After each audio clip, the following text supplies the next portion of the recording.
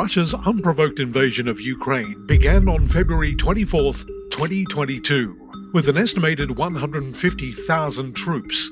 By invading Ukraine, President Vladimir Putin set off a chain reaction from the United States and its allies in Europe and Asia, who imposed swift and harsh economic sanctions. Sanctions that are designed to cripple Russia's economy through the target of their oil, gas, and coal industries. If Putin continues to cling to his war in Ukraine, the Russian economy will pay the price. In fact, experts predict the economy will fall into oblivion, with an impending recession and massive GDP declines. 6 months of Western sanctions and frozen assets have drained the Russian economy, with more sanctions coming in December. Needless to say, it's not looking good for Putin.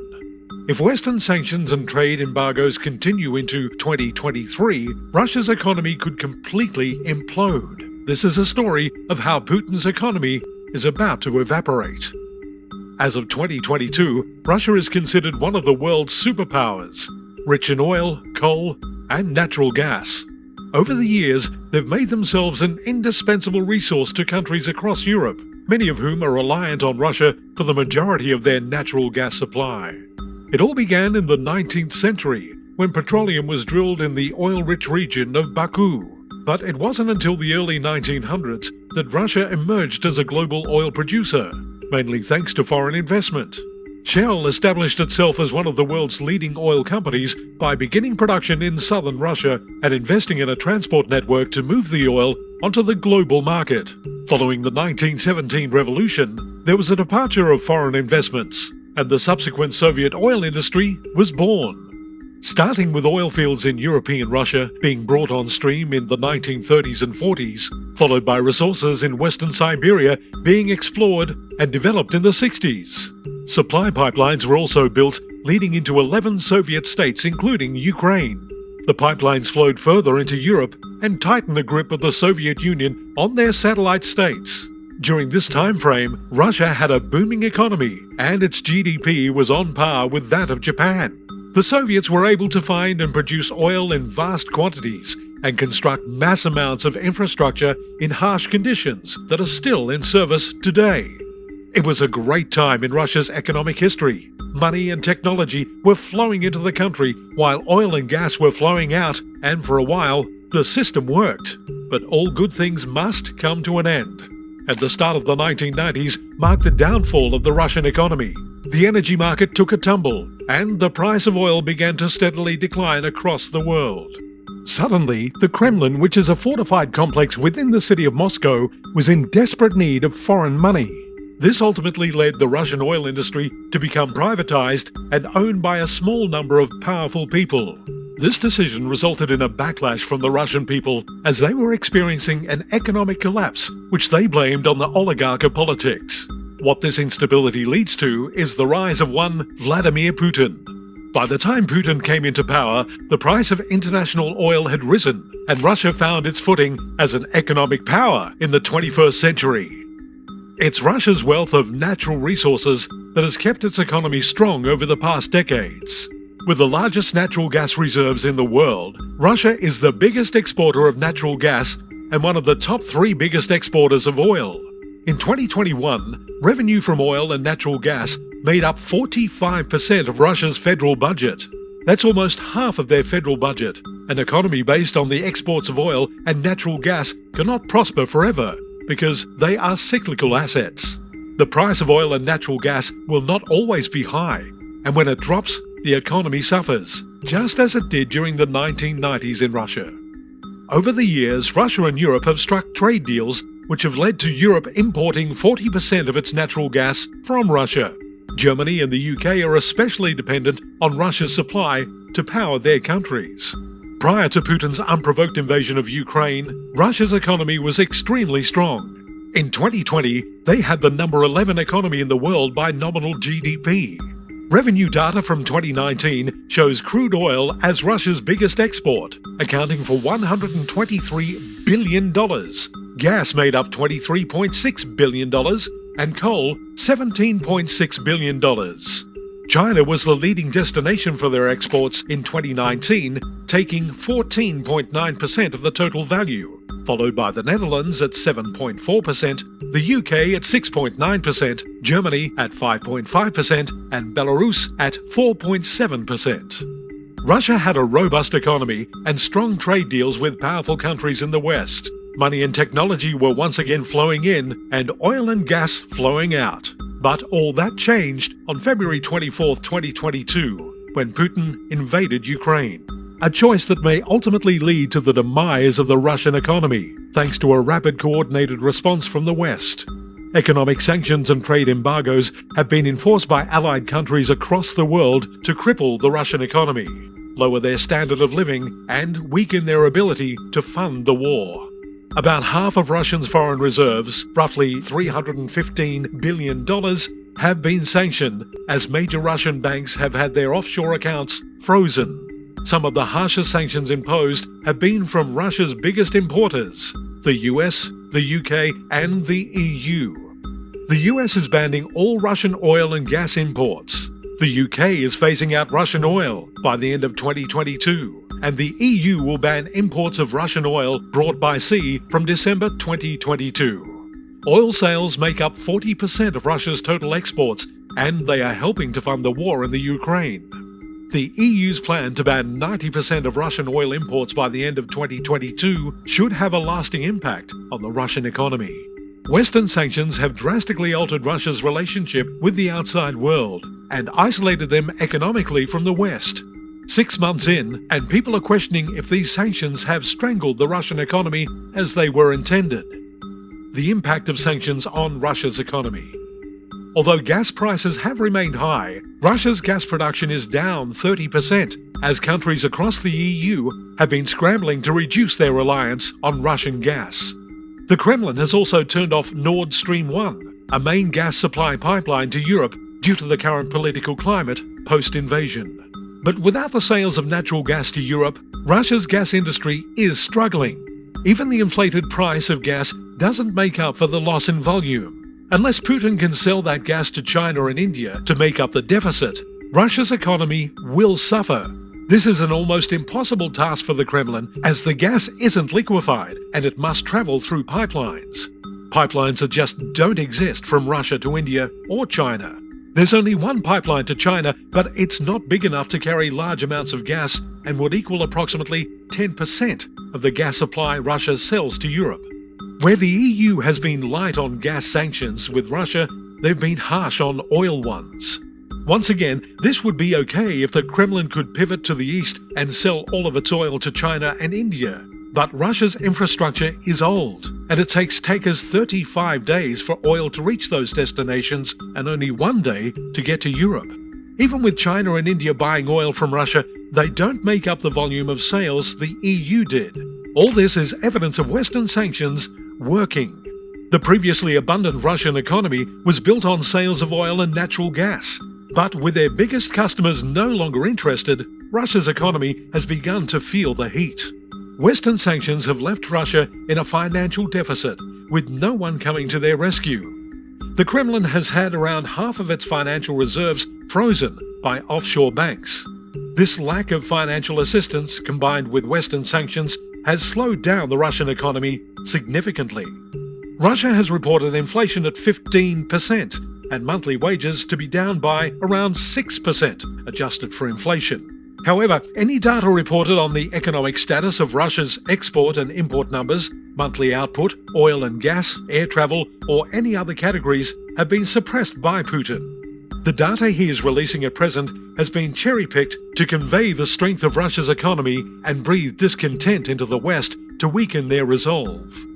It's also important to note the ruble is a managed currency. There's pretty much no market for it outside of Russia. This is the reason it hasn't fallen as it would have otherwise. Trade embargoes have also had an adverse effect on Russia, impacting their quality of life and ability to access necessary goods. Food prices have skyrocketed, but pensions and wages have not kept up. Many Russians have been pushed below the poverty line and have been forced to stand in line for humanitarian aid and access to basic necessities. Beyond trade embargoes and economic sanctions, Russia's economy is also suffering from the biggest private enterprise exit in history. Almost 1,200 multinational corporations have pulled out of the country since the war began. Big names like McDonald's, Apple, Visa, MasterCard and Starbucks have shut down operations and closed their stores across Russia. This has caused an estimated loss of $200 billion in revenue, a loss of about 12 to 15% direct employment rate and around 35 to 40% indirect employment rate, leaving hundreds of thousands of Russian people without jobs. The financial sector has also been hit hard, as foreign banks have withdrawn from the market and sold their stakes in Russian banks, resulting in the loss of billions of dollars. Additionally, there's been a post-invasion brain drain, with as many as 700,000 Russians fleeing the country since the war began. The number of people leaving Russia is a sign of economic collapse. These people are leaving their homes and their jobs because they no longer see a future in Putin's Russia. A brain drain also means that well-educated and skilled young people are leaving the Russian job market and creating a shortage of trained professionals across every economic sector. The global impact of the Ukraine crisis. The most universal consequence of this war has been the rising price of oil and gas. This has been felt by people all across the globe as energy prices climb to new highs. However, the United States, Asia and the Pacific appear to have escaped the exorbitant energy prices predicted throughout Europe this winter. Russia is a natural resource superpower, and in a very convenient coincidence, the rest of Europe, aside from Norway, has very few natural resources in the way of gas and oil. Even with economic sanctions in place, the EU has resisted implementing an outright ban on Russian gas due to their dependence on it. Since the EU imports 40% of its natural gas from Russia, any harsh energy sanctions that are implemented could have an adverse impact on already climbing energy prices. The impending winter has been a source of concern for much of Europe. With energy prices as high as they are, the cost of living is becoming unaffordable. The EU is preparing for an energy crisis so serious, rolling blackouts may occur over winter.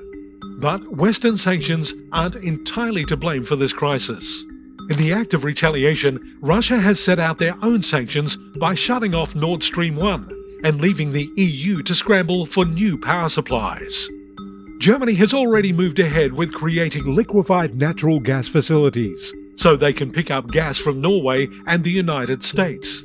As they've been hit the hardest by the lack of Russian gas flowing into Europe, while they have a solid plan in place, many of their new resources will not be available until 2023, which still begs the question, will Germany have enough gas to get through winter? The current shortfall of gas throughout Europe is approximately 150 billion cubic meters, which have driven energy prices up 8 times the average of the past decade. Gas supply is a particularly delicate balance across Russia and the rest of Europe.